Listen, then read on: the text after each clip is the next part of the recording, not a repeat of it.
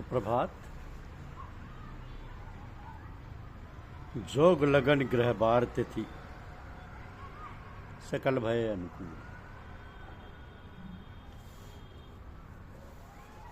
यह हमारी आज की आध्यात्मिक चर्चा का विषय। जोग लगन ग्रह बार तिथि सकल भय अनुकूल।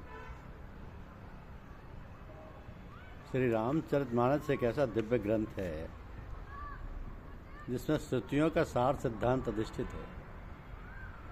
श्रुति षडंग युक्त हैं, अर्थात इसके 6 अंग माने गए: शिक्षा, कल्प, व्याकरण, निरुक्त, छंद और ज्योतिष। ज्योतिष शास्त्र वेद का नेत्र, काल निरूपण की दृष्टि से ये भारतीय प्रज्ञा और मनीषा का शीर्षस्थ शास्त्र है। तो गोस्वामी तुलसीदास जी ने मानस में रामकथा निरूपण में यथास्थान ज्योतिष को दर्शाया। उन्होंने मानस के अवतार प्रसंग में ज्योतिष का विनियोग करते हुए कहा है कि जोग लगन ग्रह बार तिथि सकल भय अनुकूल, चर अरु अचर हर्ष जित, राम जन्म सुखमूल, नौमी तिथि मधुमास पुनीता, शुक्ल पक्ष अभिजित हरिप्रीता। अर्थात योग लगन ग्रह दिन और तिथि सभी अनुकूल हो गए। जड़ और चेतन चराचर मात्र हर्ष से भर गए। उस समय नवमी तिथि थी, पवित्र चैत्र मास था, पवित्र शुक्ल पक्ष था और हरि को प्रिय अभिजित मुहूर्त था। अब ज्योतिष में तिथि, बार, नक्षत्र, योग और करण ये 5 मिलकर पंचांग होता है। तिथि, बार, नक्षत्र, योग और करण।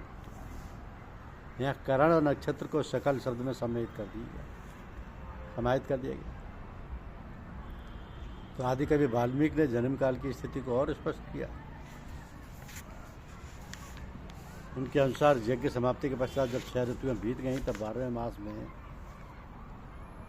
चैत्र के शुक्ल पक्ष की नवीं तिथि को पुनर्वस नक्षत्र एवं कर्क लगन में कौशला देवी ने दिव्य लक्षणों से युक्त सर्वलोक वंदित जगदीश्वर श्री राम को जन्म दिया। उस समय सूर्य, मंगल, शनि, गुरु और शुक्र ये 5 ग्रह अपने उच्च स्थान में विद्यमान थे तथा लग्न में चंद्रमा के साथ बृहस्पति विराजमान थे। तो उन 5 ग्रहों के उच्च स्थान में विद्यमान होने संबंधी ज्योतिषीय मान्यता यह है कि राज्य सत्ता के स्वामी सूर्य मेष के, सौर्य के स्वामी मंगल मकर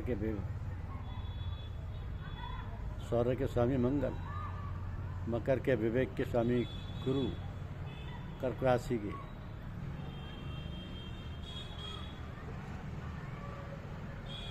सूर्य मेष के, राज सत्ता स्वामी सूर्य मेष के,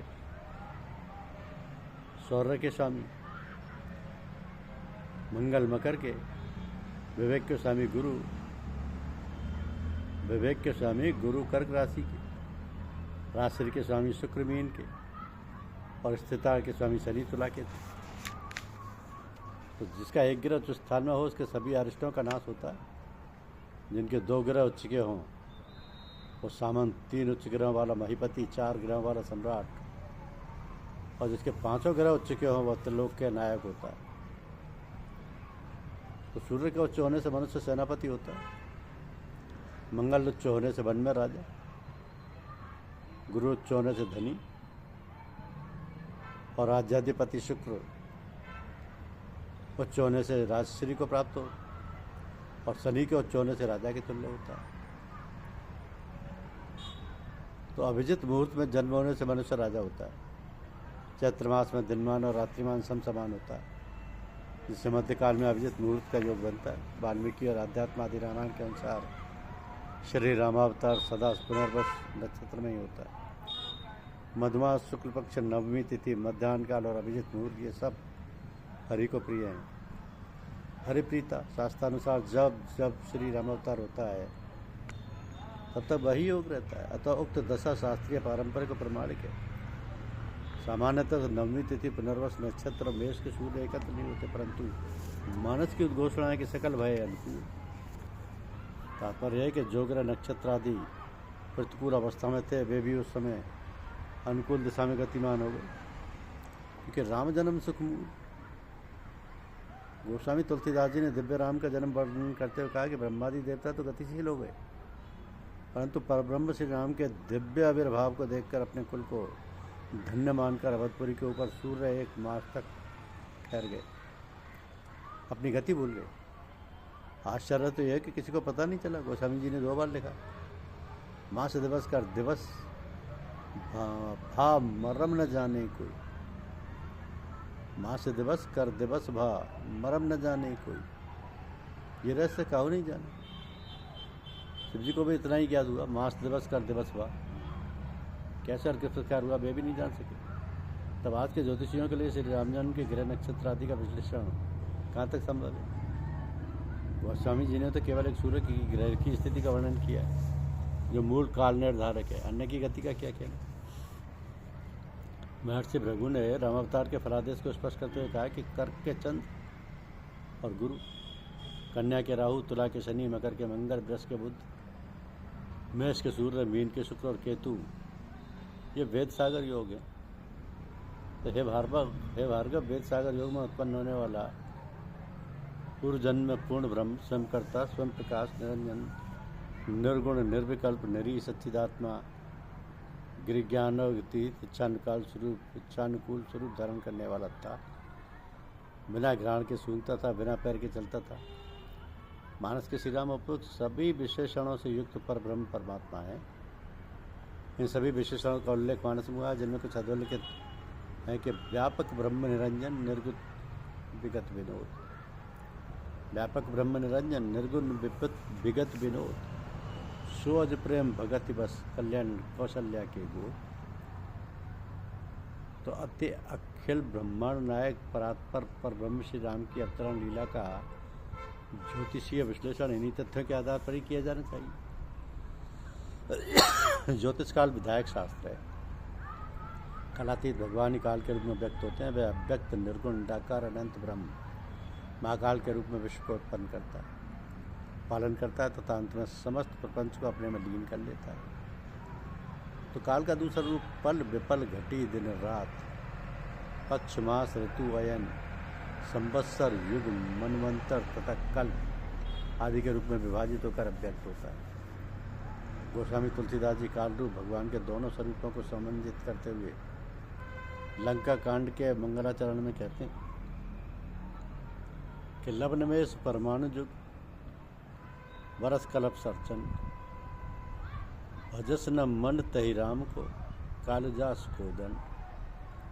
अर्थात लवणमेश परमाणु युग वर्ष और कल्प इनके प्रचंड बाण है और काल जिनका धनुष है, उन श्री राम जी को रे मना तो क्यों नहीं बचता। इस दो से स्पष्ट है कि काल का दूसरा रूप जो कलनात्मक है, लवणमेश परमाणु युग आदि श्री राम इसके संचालक और नियामक है। यहाँ काल को दंड यानी धनुष बाण है, कोदंड अर्थात श्री राम काल के धारक और संचालक हैं। काल को कोदंड समान गुणों के कारण काल कहा गया। धनुष और बाण दोनों काल रूप ही, अंतर यह है कि एक अचल रहकर दूसरे को संचालित कर देता है। गोस्वामी जी ने इसका यथार्थ रूप रावण वध में प्रकट किया कि खींचे सरासन श्रवण लगी छाड़े सर 31, रगनायक सायक चले मानव काल फली। अर्थात कानों तक धनुष को खींचे से रघुनाथ जी ने 31 बाण छोड़े। वह श्री रामचंद्र जी के बाण ऐसे चले मानो काल सर्प। यही गतिशीलता परवर्तशीलता जगत का शाश्वत नियम। इस ब्रह्मांड में ब्रह्मा मनुष्य और सूक्ष्म जंतुओं की आयु क्रमशः युग और कल्प से दिन महीना और वर्ष से तथा लग्न में से गिनी जाती है। इसी में सूर्य चंद्रमा नक्षत्र आदि का उदय अस्त हो जाते हैं, होता रहता है। असंख्य वैज्ञानिकों ज्योतिर्विदों के काल विश्लेषण पर गवेषणात्मक निष्कर्षों के पश्चात भी आज तक अभी रहेगी। संपूर्ण ज्योतिष शास्त्र काल पर आश्रित। यहाँ काल सर्प प्रमुख है,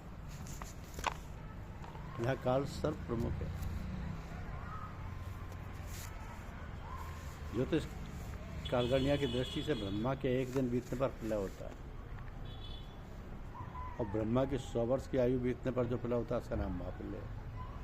इस महाप्रलय में महाकाल भूषण जी नीलगिरी पर निवास करते हैं, क्योंकि काल के भी महाकाल भगवान श्री राम का वरदान था। कबहु काल न व्यापई तो सुमरे से बजे से निरंतर हुए। तो गीता में उल्लिखित गणना करने वालों में मैं काल में हूँ।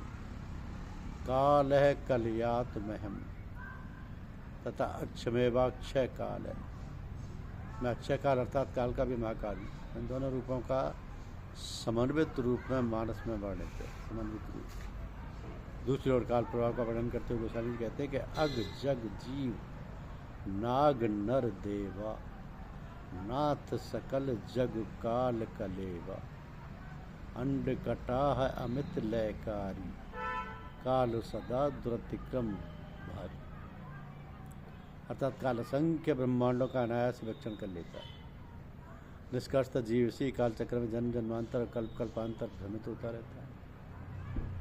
न केवल ज्योतिषीय ग्रह नक्षत्र दोषादि के शरणार्थ वरन युग युगांतर और लोक लोकांतर के पापताप संताप से विमुक्ति हेतु करुणानिधान भगवान श्री राम के दिव्य नाम के साथ उनके चरणबिंदों का पावन स्मरण ही एकमात्र राम भक्त्यात्मक सन्निधान है। धन्यवाद। यूट्यूब चैनल को लाइक और सब्सक्राइब अवश्य कीजिए। शुक्रिया।